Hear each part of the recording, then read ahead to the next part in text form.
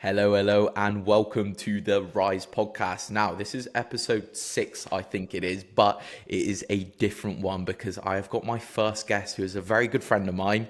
This is Ed. Ed likes lifting on Instagram. I'm sure a lot of you know who he is. He's an amazing competitor, amazing bodybuilder, and we've had a very similar journey, surprisingly, and it's cool to have him on board. I recently went to the Vanquish event of him. What was that, 2 days ago now?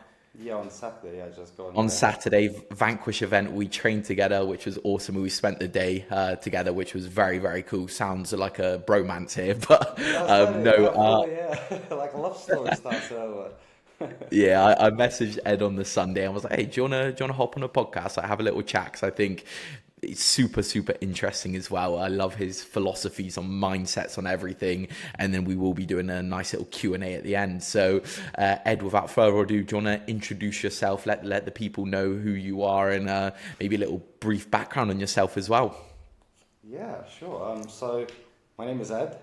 Full name is Edvinus. To those who know, Lithuanian. So same Eastern European background as Mikey here. But yeah, I'm from Lithuania, 27 now. Recently turned enhanced bodybuilder. 10 weeks ago now. Same with Mikey, obviously. But yeah, I've Yep. been doing bodybuilding, sort of lifting for like about 12 years now, I believe. Competed for the first time when I was 15. Sort of had my whole life surrounding training in the gym. I started like street workouts when I was like 13 and stuff, and just sort of gradually progressed into I guess the gym and lifting and stuff. But yeah, everything's been around lifting. But I do surprisingly have a full-time job, eh? Not another online coach on Instagram, eh? See, So this is a yeah, question I got. Someone asked me is when is Ed gonna do coaching? So it's something that we can get into. yeah, It's definitely something we've spoken about because Ed's got a lot of knowledge. He's an awesome individual, and if anyone could be a good coach, it would be Ed. But no, no, thank you. what I want to do as well is very quickly, I want to share my screen and show you Ed's Instagram profile just to give you a little shout out and show you what you look like, mate. Let me know if you can see my screen. I'm not sure if can you see this? Yeah, I can, yeah. There we are. So this is Ed's Instagram. Ed likes lifting. UK DFBA Classic Physique Champion. This was your prep, right? If I'm not, you showed me this when we were in VQ, and Yeah, yeah. this is the before, right? Yeah, that was And the starting point, yeah. that was the That starting point, and then this was what 9 weeks later. literally 9 weeks later, yeah. So we had like a, yeah, which was mad. Yeah, it was a really good prep, to be honest. Like in a sense of like it was a prep that made me fall in love with the whole process, which I'm like beyond thankful for, because as it said in the caption as well, it's like it was such a grueling prep where with like doing like under 1500 calories on some days with like 14k steps, 50 minutes cardio, 2 hours voting, yada, and all of that in Thailand as well at that time where I was living. Yeah. It was, yeah, Jesus, yeah, that was an intense prep, I'll tell you that much. But 9 weeks and to get into that shape, all was thanks to obviously my coach Lewis. So shout out to Lewis as well. He's an absolute beast, as I've praised him to you, Mike, as well. So yeah, but yeah, it was a really good prep overall. Yeah, it was a really enjoyable prep, and it was a really good journey that sort of got me into falling in love with the whole bodybuilding thing again. After not competing for years now. Yeah, it's really cool seeing these photos and like what is achievable if you really just 100% go all in, right? Because one thing you pointed out to Yeah, me, which I see now, right? Just have a look at Ed's legs, right? Going into a crazy, crazy deficit, okay? This was 9 weeks, the starting point of prep. Have a look at his legs, right? Bearing in mind, 1500 calories, 15,000 steps, lots of cardio. His legs improved during the prep, okay? And that just goes to show if you try hard, if you've got a good coach and you're a good athlete like Ed is, who does everything he's supposed to do, you will and you can progress leading into a prep. You don't need to have that mindset of being like, oh, I'm going to lose so much muscle. Yeah, you will lose muscle is if you train like a pussy. You will. If you let your prep take control of yeah, you and you start getting tired and you're like, oh, I don't want to push myself because I don't want to be at the gym. I just want to go eat my cream of rice. Well, you're going to lose muscle, right? yeah. But that's a question I'll ask you then, Ed, is in terms of your training and when you were deeper into prep on that low amount of food, what would you say the mindset you had going into your training to gain that muscle, to not lose any, being on such low calories? I think it's just, I think you genuinely have to really hold on to everything you have when you go into those sessions. And it's really about just pushing as hard as you can. I really believe it sort of takes time to sort of develop that skill, I think. And many people, especially nowadays with the whole science-based lifting community, no offense, I'm not firing any shots here, but I think the whole science-based community talks about like your reps in reserve and not essentially always pushing to failure.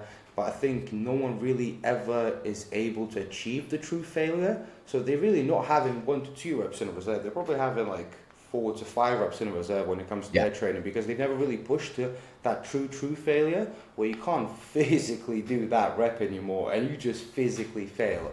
And having that is, I think, it's an acquired skill that takes time, I think, inevitably. 100%. And it's more mentally challenging than physically challenging, I found, like having that Especially in prep. mindset, especially in prep. Especially in prep, when you're on those low calories, when you know that you have not many grams of carbs at all throughout the day, you're not going to have many carbs at all after your training session, so not much to refuel, and you know you've got that cardio after and posing, and you still have to give it your 100% self. And when you do that, I think that level of accomplishment internally that you get is genuinely like uncomparable to anything. It's mad the way it makes you feel. Makes me think about the prep again, missing those days, suffering, but going for it. We will be both prepping sometime 2027, which is exciting for sure on the enhanced side of things. And obviously this is all natural. Everything you're seeing, these transformations, completely natural. And now me and Ed both became enhanced at pretty much the same time, which is really cool because we're kind of going through this journey in a sense, like the same, not the same, not necessarily saying the same speed because, Ed's made a fucking boatload of progress. I'll tell you that much. Boy, take it away from yourself as well, man. You've been blowing up, man, yourself, especially with the story you posted earlier today. Oh, I felt pretty cool about those photos. Yeah, exactly. That's what I mean. That's what I'm saying. Both of us are making. That's for sure. But yeah, no, of course, we're both making progress. We're both training hard. We both got similar goals, and I've got no doubt we'll both reach them. But we'll quickly go slide over this stuff. So this was your first show, if I'm not mistaken. Yeah. So that was the first one you did, the FBA. Yeah, the classic physique one. Absolutely. And that was the starting one. That was after the 9 weeks. Shout out AJ as well. I was standing next to him in the overall. That was quite fun. There he is. But yeah, that was a really good show. Really well run as well. Like I wanted to really give shout out as well to UK DFBA. They run their shows really well from what I've noticed, and the only times I've done in UK, they've always been obviously. Shout out to Wingstop, who doesn't love that thing.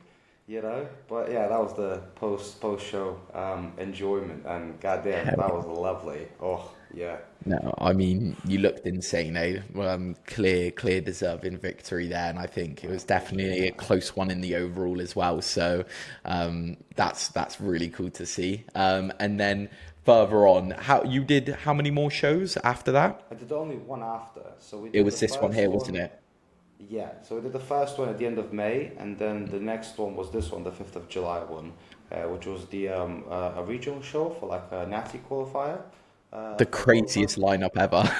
Oh my days! Yeah, I don't know if there was a bit. Shout out Lewis as well. But if you scroll through, you might be able to see. Yeah, that's the coach. That's the magician, the wizard. Yeah. So next to me, the guy actually on the right, Prosper Fitness. I tagged him as well. He ended up, so I ended up competing against him. He took first. I took fourth out of 4, and fully deservedly as well. Like the man them there were absolutely insane. Look at the bloke next to me. Like the only thing I'll say, condition wise, I was good. Condition wise, I was spot on. But what I did like was definitely muscle, and that's something is just because I've not been properly training, throughout those 12 years. It was really, university sort of times when both of us, spoke about, drinking like 2-3 times a week, training, having those sessions hungover. Your nutrition used to be, frozen pizzas and sugar the and uni donuts and days. stuff. Yeah, very different. No, this show was a sick one. Like I'm Yeah. pretty sure most of you will know who Prosper Fitness is, right? Yeah. Absolutely insane. He just won the first like IFBB Pro Natural Ben Weeder, whatever it was. Yeah, Yeah, he's qualified just for Mr. O next yeah. year. There we Just are, qualified for as a bloody 2026. natty, like insane, Oh, insane. I will stop sharing that. We'll go back to this. But no, that's just a quick rundown on Ed. Definitely go give him a follow. Have a little look at what he's posting. He posts very, very cool thing. It's entertaining. I'll tell you that much. If you follow him, you watch his stories, you'll have a good laugh. So it's always good. But okay, I think another thing which a lot of people will be interested for us to speak about because it's something that everyone loves, and I know we love it too, is food, mate. All right. oh my God. Don't get I me think, started now. We could do the whole podcast on that topic, man. yeah, why bloody not, mate? Everyone's interested in it. I think it's a thing that a lot of people, maybe struggle with in some way or another. But like, what I mean by that is they don't maybe have as much understanding, or they don't have many people to relate to because not many people speak about food, right? It's a very taboo thing in bodybuilding. Now, my first question to you is, what was your best off-plan meal? Not best off-plan meal, best post-show meal versus the two. Which one was your favorite? I have to say the Wingstop, man. Like What I did you must have gone get? through I went through like a period before even leaving for Thailand last year. No, not last year, the year before that. We was getting thingy Wingstop like every single weekend with my pals and like my girlfriend at that time, like genuinely munching through it. So Wingstop for me is like, oh, has a special place in my heart. You know, their ranch as well is genuinely the Oh, best sauce out there, man. it is. What It is about so. you? Oh, mine was the one post-show meal I had, which was the large stuffed crust Dominoes. It was like the hot honey and the Haagen-Dazs Biscoff. Oh, that was so good. How And was the then hot honey? I haven't tried it that was one, but it was shit, mate. advertised everywhere. Don't Was get it. it? Yeah, because when you have a Domino's, right, you want that sort of saltiness, right? I don't know why. Like, I thought the honey and the salt were going to be like perfect. I couldn't taste any salt on it whatsoever. It was like, holy shit. It was like the honey wasn't that sweet either. It just wasn't that nice. But the Haagen-Dazs did save it. That's for Did sure. its And job, then didn't it? what? Yeah. And I was in Finn's house and I went upstairs after the thing and I was like, oh, still had a couple squares bars are left over from the carb up. I'll have two squares bars here. I'll have a protein bar. It was Nice. lovely. But another thing, okay, regarding very similar to that is we were speaking about this on Saturday is, having a designated day where you have an off-plan meal. And I love your off-plan meals, mate. They're fucking cool, right? Explain to the people what you do on a weekly basis for your off-plan meals, because it's cool. So I've got I don't want to call it like a ritual. On my story, it has become like a weekly It's a ritual almost ritual. now. Yeah. So I just have like a thing that I make I guess for like a protein banana bread and shout out to Perform. I feel like I'm shouting out every single thing now. But really good whey protein from their side. So I always use theirs, different flavors for it. And I just make banana bread. And I Looks post so that on my good. story every single Friday. But this Friday I didn't have my cheat meal obviously, so we saved it for Saturday. You. But yeah, that's a sort of thing. And then I make my own sort of like burgers usually at home as well. I keep it very very consistent as well with the off-pan meal topic. I think keeping the foods relatively consistent throughout, even if you're off season or on, you're not gonna have your off-pan meals during your prep. But during off season when you're having them, I think keeping them relatively consistent and not going for like Chinese one week and Indian the next one and messing up your stomach and digestion for the next day or the next 2 days. I think that's one very important thing that I learned myself the hard way after having like an awful chicken takeaway here in Rotherham. I think the first weekend that I moved in, and that was the first takeaway I had, and that messed up my digestion for like 3 days. And I Yeah. was like, yep, no more. I'm keeping myself to my homemade burgers and banana bread, man. Yeah, it's cool. I think I really like that as well because that's a conversation that me, you, and Hayden had, where I love off-plan meals, right? I'm a massive foodie, as is Ed, as is Hayden. We love our food, right? And I got into a bit of like a bad mindset surrounding like I couldn't really have an off-plan meal, where I was treating it not necessarily like a prep, right? But almost like if I have an off-plan, I've got to be so meticulous. It can't be this, and I'm going to be hungry if I have an off-plan, right? But it's more of a case of you should have those designated off-plans where you can let loose every once in a while. And if you're consistent with it, just like Ed says, it's predictable. You know how you're going to respond to it, and it's almost a part of the plan at that point there. And yeah, and that's where I came back from the Saturday, and I had an off-plan meal. It was really nice. I enjoyed myself, and it's going to be a part of my weekly routine now for sure. And I think one thing that I'm definitely going to do, which I love doing, is I know there's these like if I had to pick an off-plan meal, my next one's going to be like in Tesco. They've got these McCain's chips, right? The frozen chips, but they've got these lighter versions. They're just not coated in oil, basically. Right. And I get them, I put them in the oven, make a bunch of them, and then I make like 2 homemade burgers, maybe have some dessert on the side. Beautiful. And then if I want to ever order something, of course I will. But off-plan meals, can't go wrong with them, can you? Now, okay. I guess one last question in regards to food, because they're probably getting bored to this. Favorite takeaway? Go. It could be fast food, takeaway. Can I pick like a cuisine instead? Go on, yeah. So I'll definitely go for like a Lithuanian cuisine, and that's again that's flying though. Man. That's good. And being as well homesick at very certain points as well after moving out when I was 18. Man, getting that Lithuanian food, if you're gonna pull some up on the screen, man. I am like the traditional. Oh my days. I'm just going to be drooling all the screen now, man. That's sort of the cuisine I'd pick, you know. Obviously, aesthetically, right, I preface here, aesthetically, this looks atrocious, right? Like, many people that whenever I show Lithuanian cuisine, they're like, mate, what the fuck is that shit? Because if you look at it, if literally below where you are now, to the right a bit, in the middle to the right. This one? Yeah, this one. So this is a thing in Lithuania called vedarai, which is effectively a pig intestine stuffed with potato, and then on top of that is chopped up and pan fried pork, like bacon, effectively, with some sour cream on the side. And anything potatoes and sour cream, Eastern Europeans, they just kind of like nothing else, man. So yeah, Lithuanian cuisine is definitely one of the ones that I'd pick if I had to pick one to go for. But Indian is really nice as well. I'm not too opposed to it, but for me, its simplicity is, I quite enjoy it. So that's why potatoes and meat just does the job, man. Mate, like me being Polish, something like that looks so incredible. I'm like, holy shit, I could devour that. For me, like if I look at Polish cuisine, these are like, looking at all this, it looks pretty similar. Do you know what I mean? It's the same types of food. Everyone obviously knows like pierogi, the Polish dumplings, and like you, right? You've got that pork, like that beef, like crispy and onions. Almost, it's so good, and the dumpling. That's not Polish. What the hell is that? What is that, man? These are like canned boiled potatoes with some baked beans on top.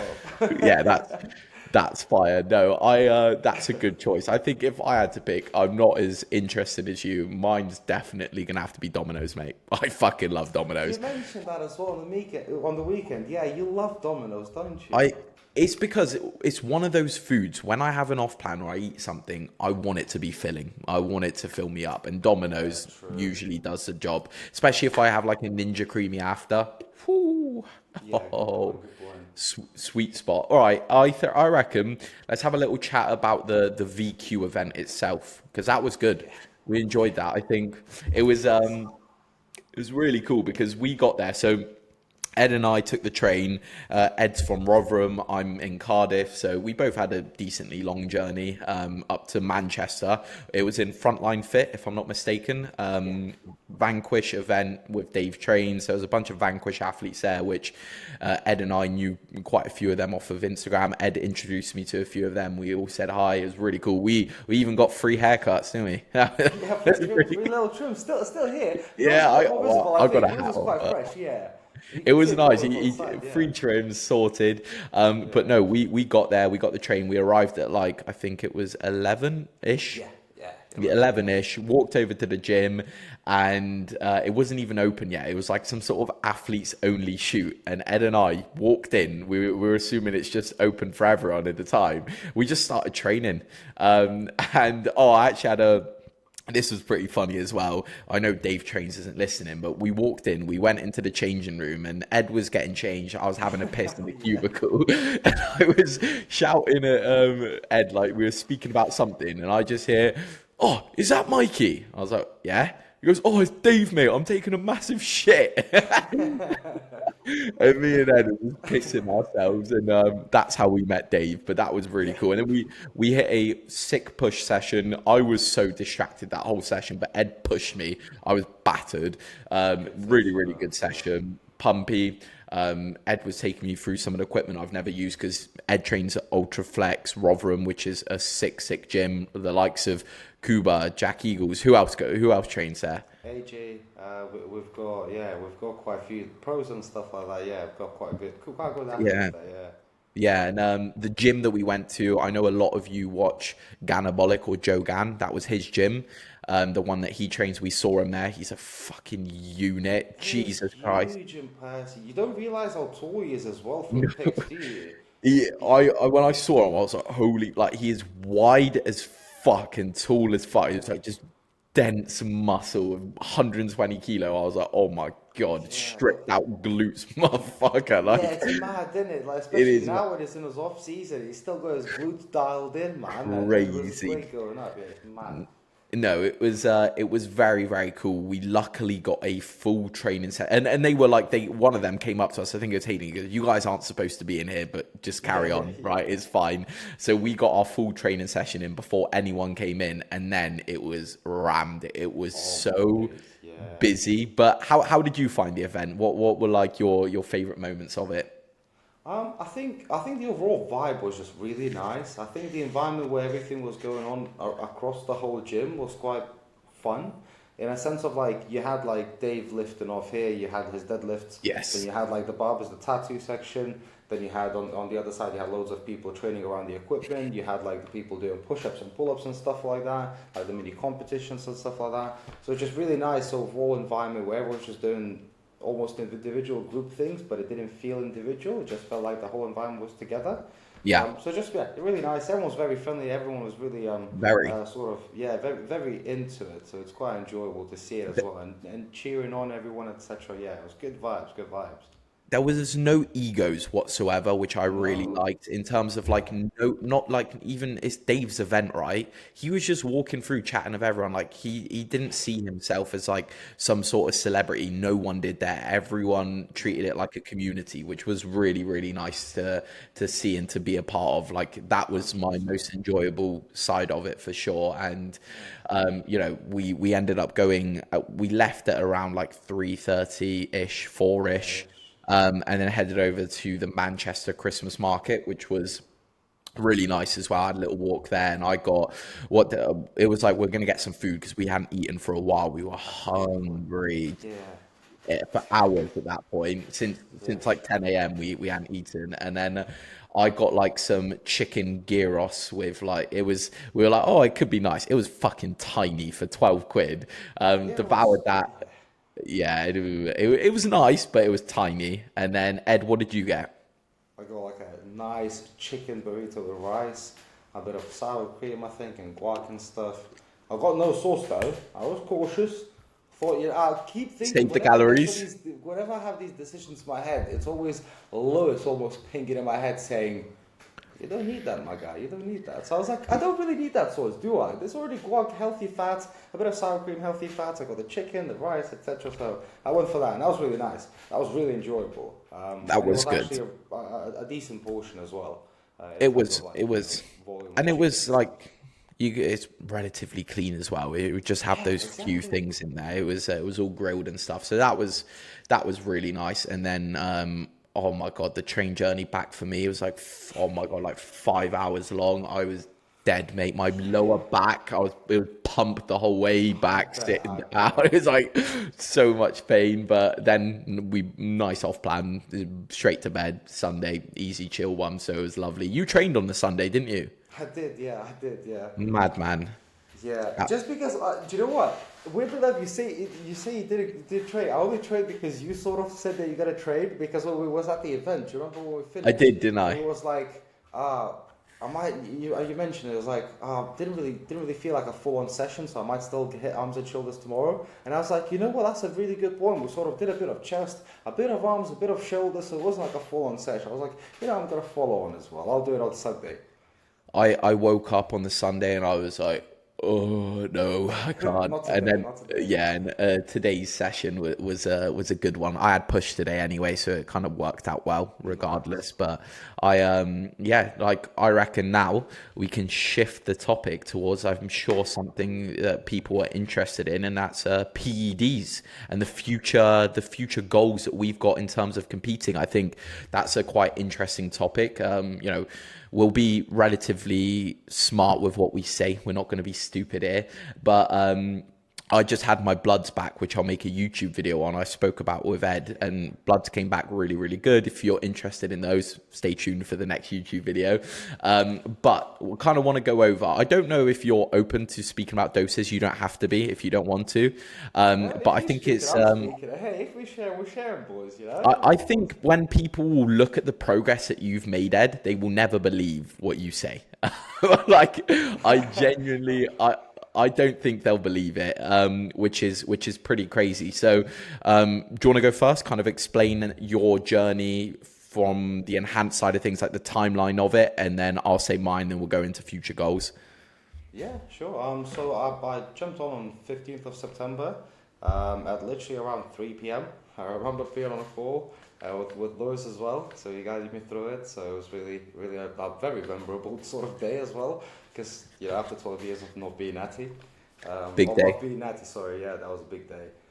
So yeah, been on there for 10 weeks now. We start off with 100 milligrams a week for the first 4 weeks, just to sort of bump me up into the natural range. So for context, a bit of reference, my bloods came back 10 weeks, I believe, or 8 weeks after prep. My testosterone came back at 2.2 nanoliters per liter, which is mental. Yeah, it's like so below even the TRT recommendation range, which is like, I believe, 8.6. So Yeah, mine was 4 times below that. you can go to TRT clinics, and if you're below Yeah, 15, they'll give you yeah. TRT.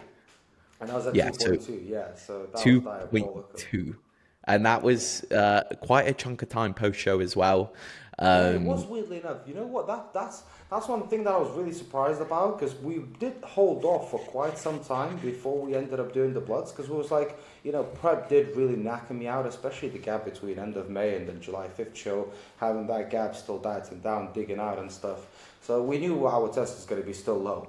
But for that to be that low so long after the show, man, imagine I did it on the day of the show. I was like -3 yeah, tests, man. negative, bro. You would have had Just what it yeah. says for like FSH, where it's like less than 0.3. It would Yeah, have just yeah, said, exactly. Yeah, like the danger zone, man. oh So, my god. yeah, But that what was I the will starting point. Yeah, well, that's the starting point. What I will say before you carry on, because I know some people who are listening to this are quite young, this is not me and Ed promoting the use of anabolics whatsoever. I just want you to know that we're both still very big supporters of the natural bodybuilding scene. We both competed in it as well, and this isn't us saying go on steroids. Steroids are amazing, right?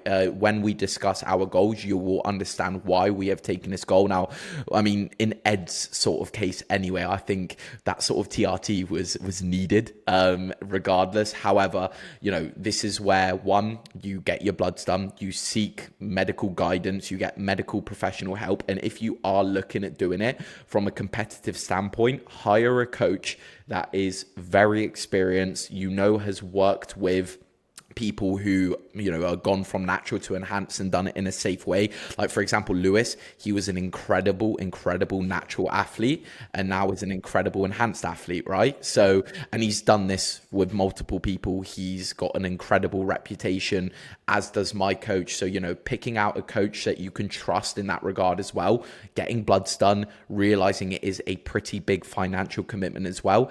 And then, long story short, stay natural, okay? Only do this if you have very big goals within the bodybuilding space and you're willing to take it there.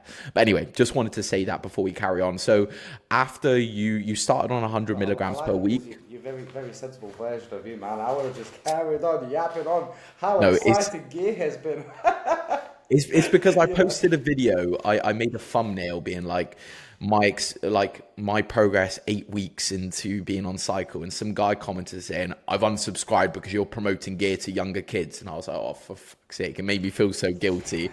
Obviously, That's the thing. I think with that realm, with like online criticism and stuff, I genuinely couldn't care less. Mainly because my outlook on it is, at the end of the day, everyone's going to have an opinion. And you're not going to be liked by everyone. And at the end of the day, from your own intentions. You're not sitting here promoting it. Like the way we spoke about it as well. I remember you messaging me being like, fair play for like talking about it. yeah. Like, of course you should, Like, I think there's so much fakeness and so much bullshit in the fitness industry where people are just like, they're on peptides, they're on gear, they're on pro homos, they're on like the peptide, like not the peptides, all that shebang. Well, the SARMs, that's the word I'm looking for.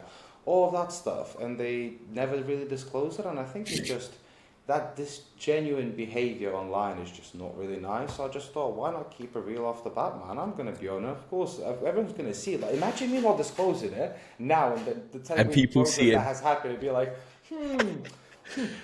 pal, you're adding on a kilo a week consistently. What's going on? Still the same. Mate, and your shoulders are doubling. Your whole body's doubling.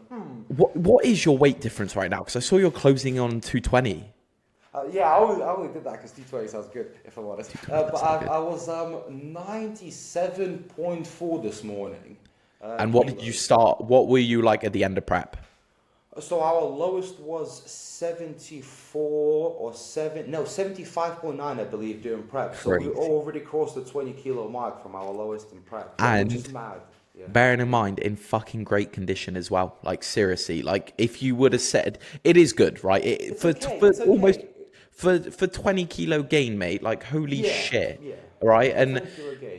And obviously your body's getting used to all this new added muscle, which is really cool. And one thing I'll shout out Ed for is, I knew as well that I was going to be going to the enhanced side of things. And I wanted to be as open and honest as I could be as well. But I was very scared of the criticism I was going to get, because a lot of people, my clients, people on YouTube knew me as a natural bodybuilder. And I was very scared to kind of get rid of that persona. When I saw Ed post it, I was like, it gave me the confidence that when I start, I'm going to be honest and transparent. That's exactly what I did, and I think that's the best way to approach it. Don't deceive anyone. You don't owe it to tell people. However, I think if you are honest, nothing but good things will come out of it. The response Ed had from it, the response I had from it was nothing but like, fair enough, we respect you for being honest about it. And I think that's the best way to go about it. Never hide it, because, it will come out eventually. I promise you that. But so cool. You started on 100 milligrams for 4 weeks. And then what's going on from there? Yeah, then first 4 weeks, 100 milligrams. Then we did 150 for the next 4 weeks. And now the last 2 or 3 weeks, we have been on 200. So that was the last escalation we have done, and we're gonna most likely bump it up to 250 after the 8-week period on 200, depending on how my body's reacting, depending if we're gonna see any changes in terms of my diet, etc. Because we haven't changed my diet ever since I jumped on as well, which is quite mad. All of that has been just genuinely through training and through the same nutrition, and obviously the enhanced side of it. So it's quite mental to know that like 10 kilos came on through no dietary changes, just effectively a quite low dose of what anabolics effectively. Mate, it is like quite low. I was telling you stories of people that I know, people that I've seen online, that they're, we spoke to someone who told us their first cycle was 500 milligrams a test, right? And, I know people who have started on 300, 400, and they've had to go down because they had crazy estrogenic side effects. Whereas, like, I'll tell you what my story, my sort of cycle stuff is in a moment. But like, I've just had my bloods back. My estrogen is completely in check, right? It's right in the bang center, and prolactin, everything is on point. But like, you know, with myself, I started. So I was 74 kilograms when I no. I finished prep on 71 kilograms. When I started with Tim, I was 76 or 77, something along the lines of that. And it's been, what, 9, 10 weeks now. And now the highest I got up to was 85.5. I'm now 82.5. So I've dropped a lot of weight, but I think I was holding on to a fucking shitload of inflammation and fatigue. Because after that deload, I literally dropped like 3 kilos over like a week. It was nuts. But yeah. To be honest, like 3 kilo drop is insane. I mentioned that on the weekend as well. Like, that's mad, 3 kilos, you know. We'll see. And I'm the same boat as Ed, right? I have not had a calorie increase since I have been on anabolics. Well, pretty much since I started with him, my calories haven't changed once. Every single week they've stayed the exact same. What calories are you on training day and rest day at the moment? I'm on 4,055 on training days and 3,600 and something on rest days.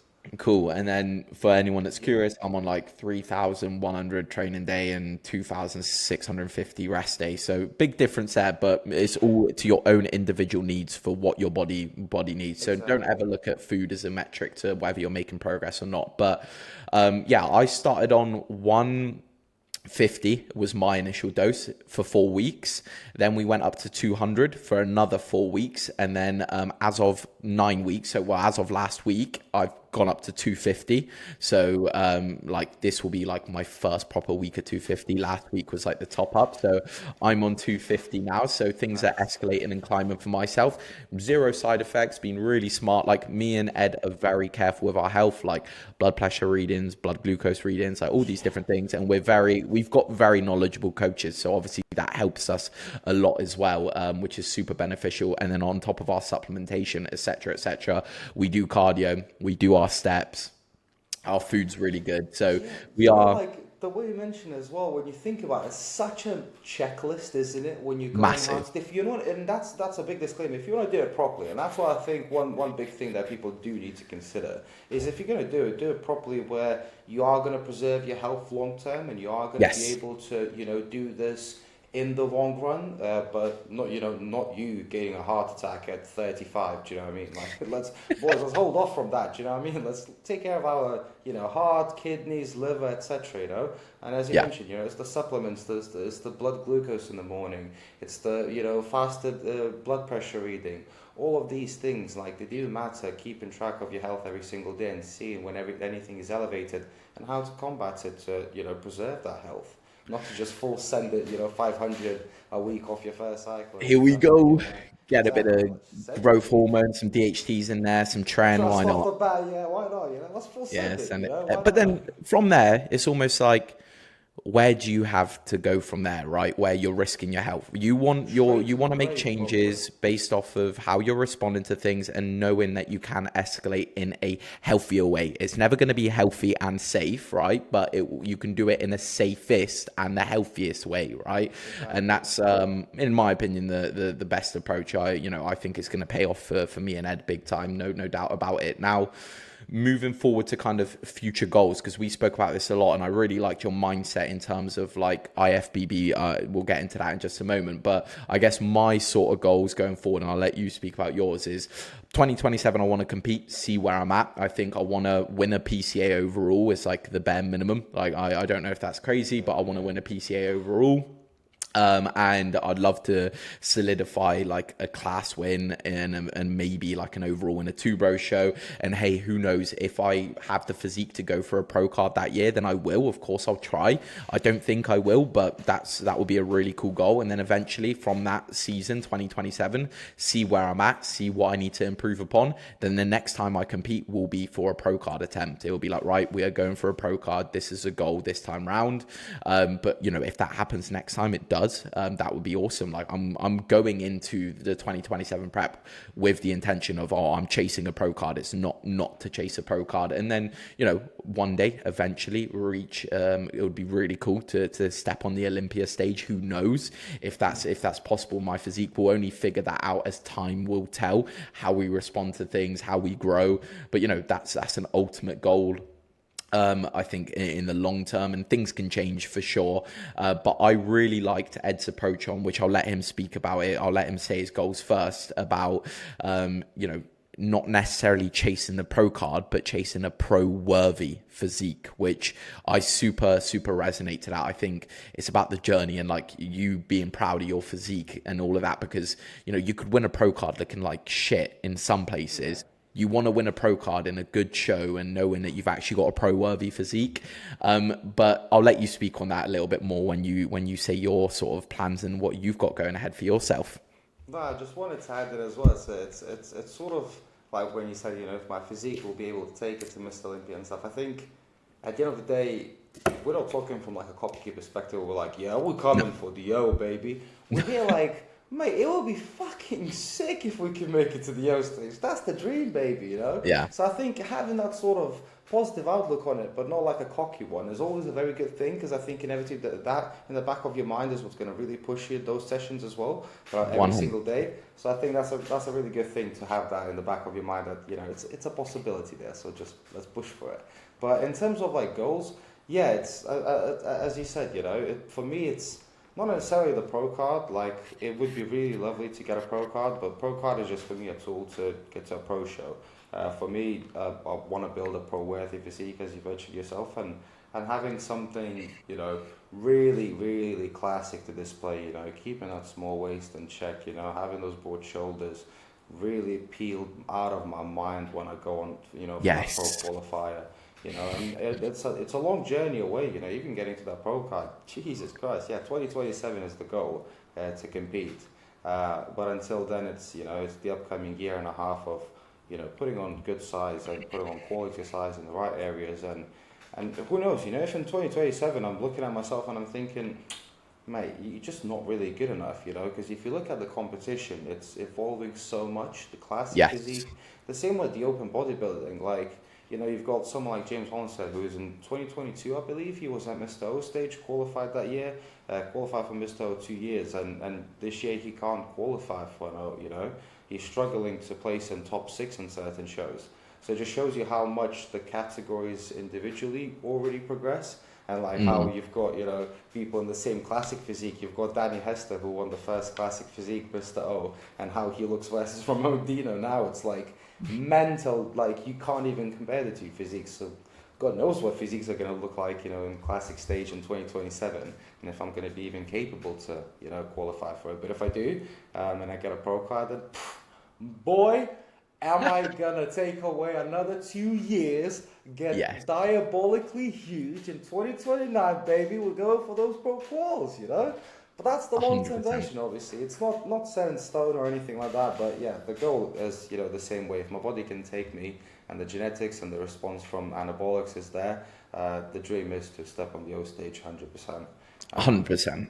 Yeah. What I will say is, I'll just reiterate one more time what Ed said, is this isn't from a cocky standpoint or us like saying that we are destined to be on the O stage. No, it's all based off of ambition and, how much we're willing to do to achieve a goal, right? We've got something that we'd really want to do. We're both going to put in the work that needs to be done, and whether we get there or not, we'll try, right? That's all that matters. Hopes and dreams, man. It's just hopes and dreams, Because we love it, right? Exactly. Simple as. Yeah, pretty cool. Okay, I reckon that's a good place to wrap it up. We can get into a few questions if you want, mate. It's been almost 45 minutes now, so we can go through some questions. I know you've got a few, I've got a few. Do you want me to start off with the first one I got?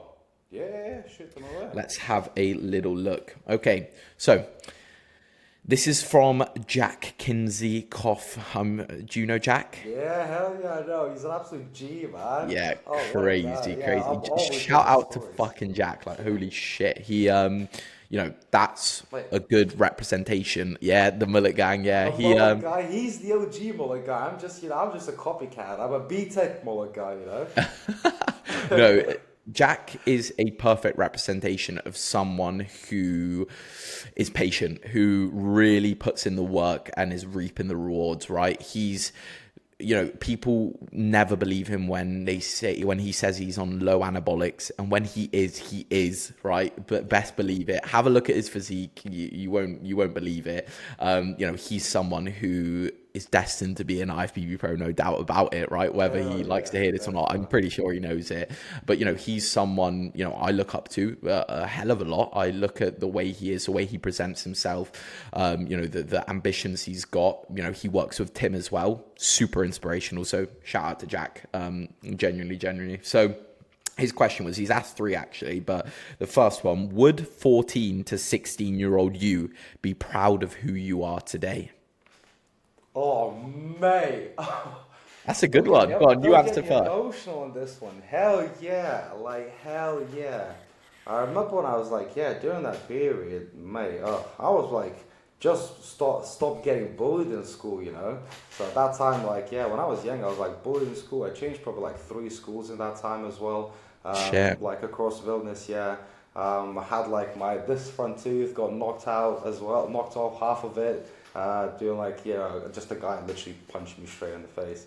It's mad, the younger time. So me 14 to 16, always dreamt of traveling, and I luckily enough I've got a full-time job that allows me to travel as well, and I did that multiple times across Southeast Asia and stuff, and I get to lift every single day. I get to pursue bodybuilding. I get to get any bloody whey protein I want every single month. What's not to be proud of, my guy? When I was 14, 16, I would have dreamt of being able to, sustain myself and, have a positive outlook on life, and have the friends that I have the family that I have around me, to be able to pursue the passion that I've got, to, as I said, travel the world and meet the people that I have.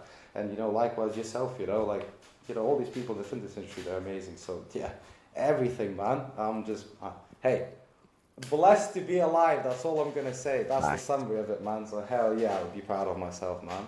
Yeah, I think very similar to me. When I was 14 to 16, I was pretty competitive in judo. That was the main sport that I was in. I never knew I would have got into the bodybuilding side of things. I started the gym when I was 16, and realistically all that I was doing was playing Minecraft, CSGO, whatever the case is, H1Z1. That's all that I was playing, and doing gym just for the fun of it. I remember my first exposure to the gym was just in school, on the gym machine. Who can press the most on the chest press, just who can get to the bottom of the stack first. That's how it started for me. And starting from where I was, where my mum, would not let me have protein powder in the house because she thought it was steroids, to being 24 now, where I could openly have the conversation with my mum about my dreams and the fact that I am going on steroids, and her being, not necessarily saying, yeah, do it, Mikey, but understanding. And she's like, yeah, that's fine, as long as you're safe. Really nice. I think my younger self would definitely be proud of that. And then also achieving the things that I've always set out to do, in terms of, when I say I'm going to do something, I always end up doing it. I think that's one thing that I'd be proud of, and just creating a life that I genuinely love. I love every second of every single waking hour. I've got my dream job, got my dream life, nothing I'd change. So yeah. Love that. I'll get another question off by Jack. What areas of your life do you think you can improve on the most? Do you want me to answer that one first? Could you answer the last one first? No, crack on. I think the areas that I could improve upon the most in my life is more hobbies. And what I mean by that is I get very engrossed into work, where it has gotten to the point where sometimes I don't have time for myself whatsoever, which I don't think is a bad thing, because I love my work, right? It's not too much of an issue for me, but I know in the long run, it's important that I do some of my hobbies, right? Whether it's gaming, whether it's going out for food, whether it's playing golf in the golfing range, whatever it is. I've got no idea what it could be, because I don't have many of the same hobbies I used to have. But finding time to do things that, it's okay to do certain things that maybe aren't work. I think that's one thing I've got to improve upon, like go traveling, because I want to go on holiday, but I haven't been on holiday in like 3 years, and I'm scared to go on holiday now because I don't want, my clients to be like, oh, he's on holiday whilst working, but none of them care. They're all supportive, right?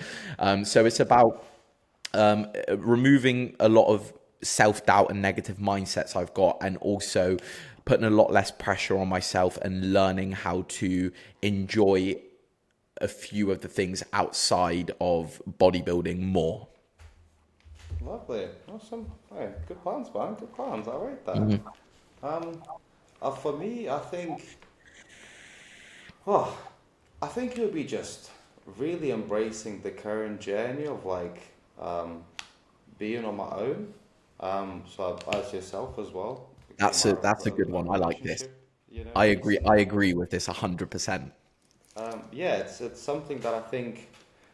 There was another relationship beforehand, very a different one as well. But the recent relationship that I got out of, well, I spent 2 years with the person, we traveled the world, etc. Like, planned the future, let's put it that way, and I was really looking forward to it. And when effectively everything changed, you have to really sort of get content with being on your own so Yeah. much, Yeah. as well as being someone that, pretty luckily enough, it's a lot of, I think, human contact with clients and stuff.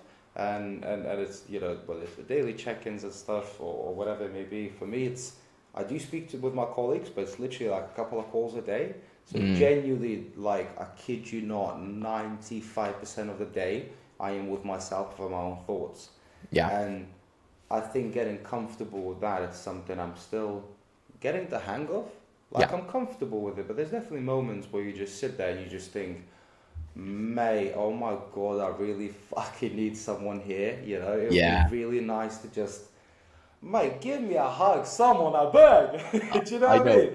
Those little moments, like overall, in the grand scheme of things, I'm really, as I said, I'm really happy with what's going on in my life. But there's those moments where you do sort of, I guess, miss someone, I think, being there for you and with 100%. you, and having that supportive person by your side. So yeah, I agree. That's, if I had to give a part two, that would be it. Is knowing that it's okay to be single. It's okay. Definitely. I've got to learn to realize, like, to love my own company, which I do. yeah, I do love my own company. Solitude is okay at times, and the right person will come at the right time. That's for sure. exactly, 100%. Do you want to ask one of your questions that you might have? See what Yeah, there let is. me let me have a quick look. I was quite scarce, I'm not gonna lie. Shout No, out it's to my all right. followers, but not shout out, boys. Come on, mind them are slacking. I only got a few, so But don't worry about it. I've got one by this one was quite good. It's very similar. Well, I guess I've got two, but the first one would be from TM Fitness 19, TM underscore Fitness 19, which is ew, two gearheads, Natty for life, NBW. Well, that's just but look, that was the joke part. And then he's like, what is the goal to the next 5 years?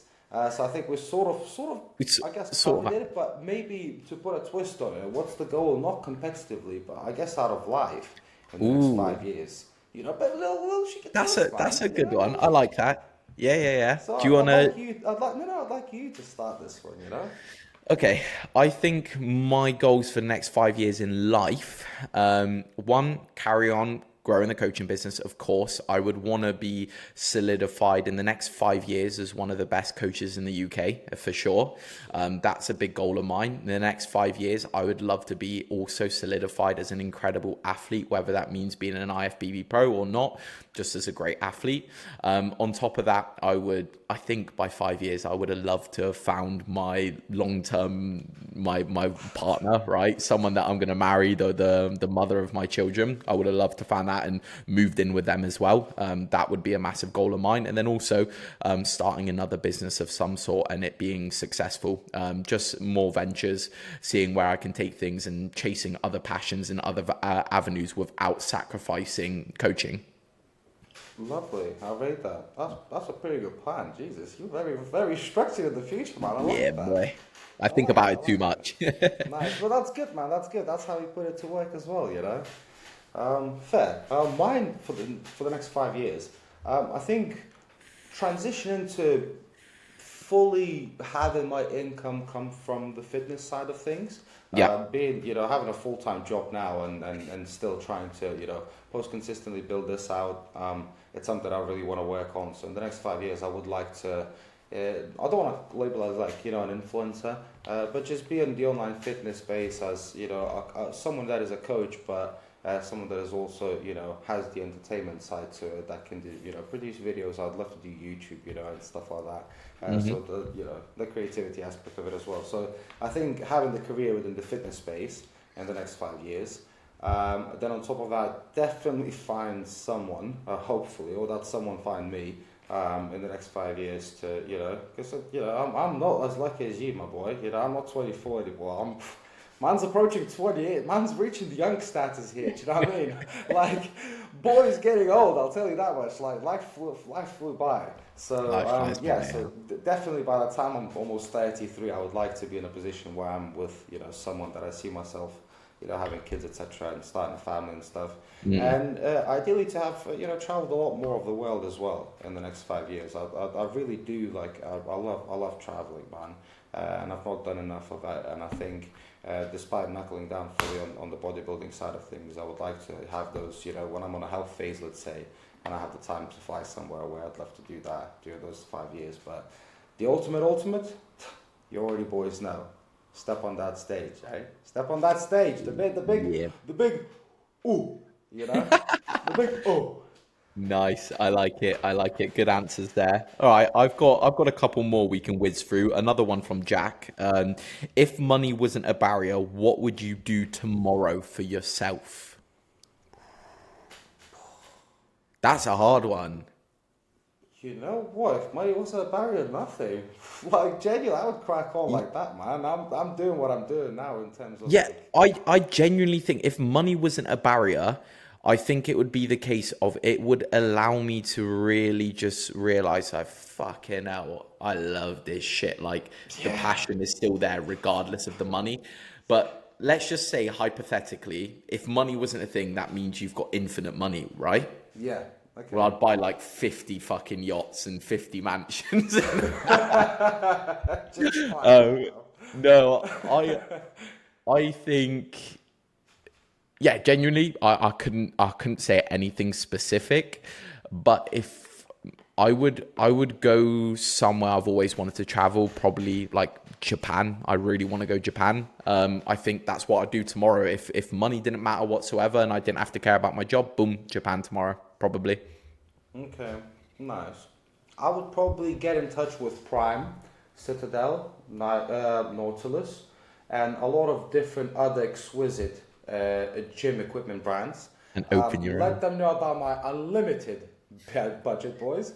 And I'll build the sickest gym ever known to exist on this planet I'm Earth. stealing your answer.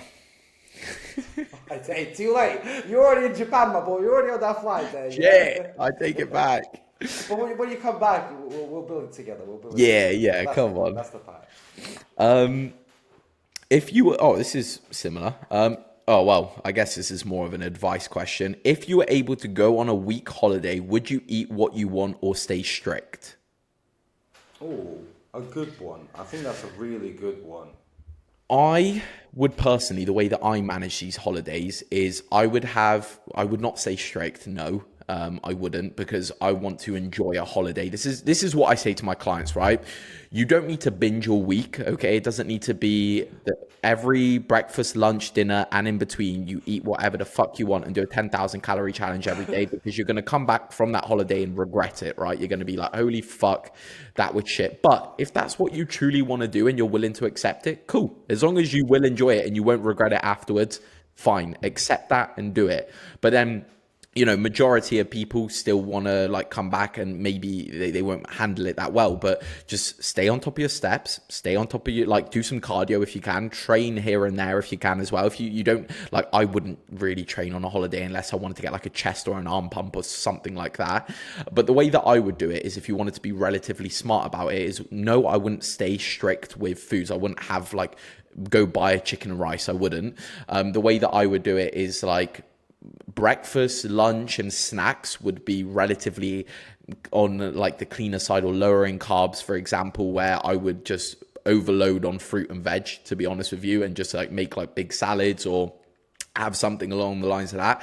And then dinner or nighttime, I would eat what I want. I'd have a massive dinner. I'd have a load of desserts if I wanted to. I'd have some drinks if I wanted to. Or if you didn't want to do it for dinner, you do it for breakfast or for lunch or whenever you want, and kind of just fit around it. At least that's how I'd do it. What about you, Ed? I think if you've got like a planned week of what you're gonna do, then you can relatively plan your meals for it, in a sense of like if I know I'm gonna go for like banging restaurants on like 2 of the nights when visiting a different city, but just save up your calories for it throughout the day. Just don't make sure you hit your protein throughout the day. Make sure you hit your steps, as you said, and you'll be fine. I think the most important thing is do what, as you said yourself, you're not gonna regret. Yes. Because inevitably that's what's gonna mess up your mental outlook on these things. If you are going to get into a cycle of like, I know if I'm going to binge, I'm going to regret it, but I'm still going to binge, then you're just mentally fucking yourself up, man. Like, 100%. No reason, you know what I mean? So if you're going to go for it, you can still enjoy, you can still have those dinners with your family or with your partner when you're out on holiday, and enjoy that, the ice cream on the side, and enjoy a burger and stuff like that, 100%. But just make sure the other side of it, you stay hydrated, you go for those steps. If you can, go for a bit of cardio if you enjoy it. If you don't enjoy cardio but you enjoy the gym, go for a gym session. Find that little half an hour, if you have that, or an hour to squeeze it in. You'll not only get to experience a different gym, but also maybe do some different equipment. Maybe have a protein shake, maybe like a protein dessert there that you find. Yeah. Like make it a little thing, not just like, oh, it's a gym, I have to hit it, At the end of the day, we train not just to like look a certain way. When you train, you have to partially, to a certain extent, inevitably enjoy lifting experience. Of course. So when you do, make it a part of that holiday, and you'll have a bit less regret, I think, to it as well. 100%. And if you're prone to binging your face off, right, which some people are, I personally, same here. I personally would avoid all-inclusive holidays, right? Don't book an all-inclusive holiday. Just go eat your food in restaurants, because one, they'll have portions, okay? They control the portions. You have to physically spend that money. You're not going to spend £200 just so you can binge your face off, right? Whereas if it's an all-inclusive hotel, whatever, they're going to have all the shit, unhealthy processed food where it's so hyper palatable, where you are going to inevitably binge. So with myself, where I know I will avoid that, right? So that's kind of our advice on there. Hopefully that helps. I've never been on an all-inclusive holiday ever in my life. I have once, and I put 9 kilos on in 6 days, so... Oh my God. Yeah, never again, mate. That's mad. That was when I was like... weight gain rate. I was like 18 or 19, finished my first diet. I got stupidly lean, came back, looked like a fat blob. I was like, sound. Mad.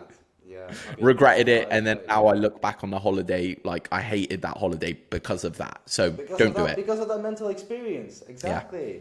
Yeah. It messes you up, man, sometimes. But you learn from it, right? Yeah, Xavier here says, get Perform to ship to Australia. Hopefully soon they will be doing worldwide shipping. I hope so. Spencer, what would you ever start your own business? Protein, clothing brand, that type of stuff. That's actually something I had a conversation with my dad about yesterday, where I literally just said this a moment ago as well. I would love to start a different business of some sort. I don't know what that would be yet. Definitely within the fitness space. I think it's really hard to start clothing brands and protein brands. Like, I think that is really hard. But once again, it will be solely down to something that I have a hell of a lot of passion for. If I notice there's something someone else isn't doing and I can provide a lot of value in some way or another to people, then that's the business that I'll do. Do I know what it's going to be yet? No, but I definitely do want to start a business. So another business, I should say. What about you, Ed? Oh, mate, I've got my eyes on the prize, man. That was meant to be a part of that 5-year step plan, the next 5 years of my life. But I'm definitely going to come up with the best hands down the top notch. One that makes you think about it and dream about it and drizzle about it and drizzle about it. Cream of Rice brand in the UK. Yeah, I think Because that's cool. mate, the flavors I would come up, the way, and we've seen each other's, cream of rice, the way we prep it. We Yeah, put love, we pour our heart and soul into that bugger, we do. We make sure it's like a little baby. When it comes out, we love it, with the whole heart. And that's the way I'd approach the same brand. And I think, if you're building a business, you have to genuinely love the thing you do. And that's Yeah. why, we're so, not so, but we are relatively successful within this whole lifting thing, is because we enjoy it so much. And that's Yeah. what I think I would do within the business side of it, is definitely like a cream of rice brand. And obviously expand from it.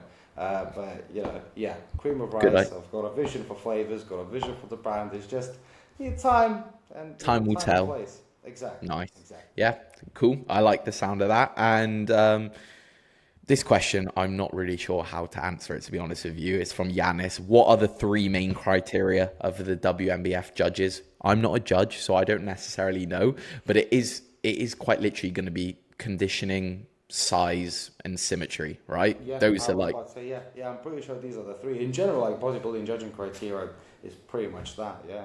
yeah, those are the things they look out for, right? Obviously, other classes will sway more towards certain things. Like classic, they want a lot more shape and symmetry, and that mix of conditioning. Whereas bodybuilding, they'll want more favor towards the size and conditioning. Obviously, shape and symmetry plays a part. So every category has its own different sort of criteria, but that's where you do your research. You look at your competitors, and you have a good coach that can judge where your physique is best in, right? And you build your physique based on that criteria. I think you sort of, the only way you're going to figure out what sort of category you belong to is by competing inevitably. Facts. Yeah. You're going to compete and you're going to see if you're going to fit into classic, if you're going into men's physique, and you can do you can literally do all three categories within natural shows. I've seen blokes that come in and do men's physique. Do it. They get dressed, they go for classic, and then they get dressed and they go for bodybuilding under 80 kilos, and you're like, my guy, I've seen you on stage like 4 times. When are you gonna stop? What's going on? Do you know what I mean? Yeah, but that's beauty of it. You can figure out what you're best at. The way you display it against the competition, you're gonna be like, yeah, shit, I'm actually looking much better in classic than I thought I would, and especially compared to men's physique or bodybuilding. Yes. And this leads on to, I think, a nice little finishing touch is because we spoke about being enhanced. I definitely think before you ever can say to yourself, you want to compete and go to the Olympia and you want to become enhanced, I would highly, highly recommend you compete as a natural first to ensure that you enjoy the process of the prep, because it's a lot more grueling than you expect, okay? It takes a lot more than you expect. I promise you that. It is so different from any diet you've ever done in your life, no matter how lean you've been. Just the pressure of it being a prep makes it so different. So, that's one thing I'd recommend. Do a prep naturally before you ever make any decisions, okay? But that's all my questions. Your questions all sorted? Pretty much. If you wrap this up, there was the last one actually. Go on. Yeah. Far away. Okay, last one to finish it off. Yeah. How's the experience on your first cycle? Ooh, go on. You answer first. Bloody amazing. And hey, again, going back to Mikey's warning, that's not us promoting it. But you can say you've had a good amazing. time. I say I had a very good time mainly because of how I felt before gear. And that was before I even prepped, and having that low test, inevitably the side effects of it is you not feeling much, energy day to day, you feeling quite exhausted, lethargic at times and stuff like that. So having, gone on cycle, even on the 100 milligrams, although you may not see the visual change as much because it's such a low dose, how it affects you almost mentally and from within, in terms of energy levels, is amazing. And how I felt before that and now, it's like, it's really good. And obviously the muscle gain is mad. The pumps, one thing I will say is mental, mate. The pumps, how does no one in the bodybuilding industry talk about the pumps you get on gear? That's the one thing that I've noticed. I've not necessarily noticed a crazy mental change in terms of psychologically, because I simply think I've just been too busy to even notice it, in all honesty. But like, I've definitely had more energy throughout the days. That's one thing. But the pumps and obviously the muscle growth, and the strength gain hasn't been too crazy, but the pumps are one thing that are like, holy fuck, they are different. The pumps are next. They last longer. They're more pump. They're more pumpy. Yeah, it is pretty crazy. That is one massive difference I noticed, 100%. And stretch marks. That's one thing I'll say. Yes, you got into these stretch marks. Mate, it's insane, yeah. And I think, especially when I've seen loads of natty lifters get them, so hey, I'm not going to be like, too hyped about it. But as an actual athlete that took 12 years to grow to the size that I was, it was a very linear progress, let's put it this way. It was never like a massive bulk, I never like just fully centered. And now to just my body to be exploded and having those 20 kilos extra, now those body stretch marks, man. And then it was like chest, my rear delts, mate, my rear delts, that little muscle there, stretch marks on it. Like, Crazy. What? Bro's growing at a fucking rapid pace. Oh, mate, yeah, it's beautiful. So the overall experience, mate, rated 10 out of 10, would definitely recommend. Give me 14 of those right now, boy. No, well, we'll call it there because I've got a nice old consultation call in 10 minutes, so I've got to get sorted for that. But Ed, it's been an absolute pleasure, mate. I thoroughly enjoyed this. I'm sure if the people love it, you guys let us know. We'll definitely have Ed back on here. I'd love to have him. It's always good just chatting with him. He's a good friend of mine. So it would be a pleasure. Enjoyed it a lot. Find Ed on Instagram, EdLikesLifting. I'll leave it in the description so you can give him a little follow there. Ed, get going with your coaching, mate. No stopping now, mate. All right, it's the time to start. Okay, the people want to see it. I'm doing it. I'm locking in. That's it. Yes, the best time to start is now. All right. Hell yeah. Awesome. Right. Well, guys, hopefully you enjoyed episode number 6, all wrapped up with Ed. And any questions off the back of this, comment them down below. I'm sure Ed and I will respond if you've got anyone. So take it easy. Have a lovely day. Keep chasing your dreams. Don't give up as always. And we will catch you on the next one. See you later. Catch you later, guys.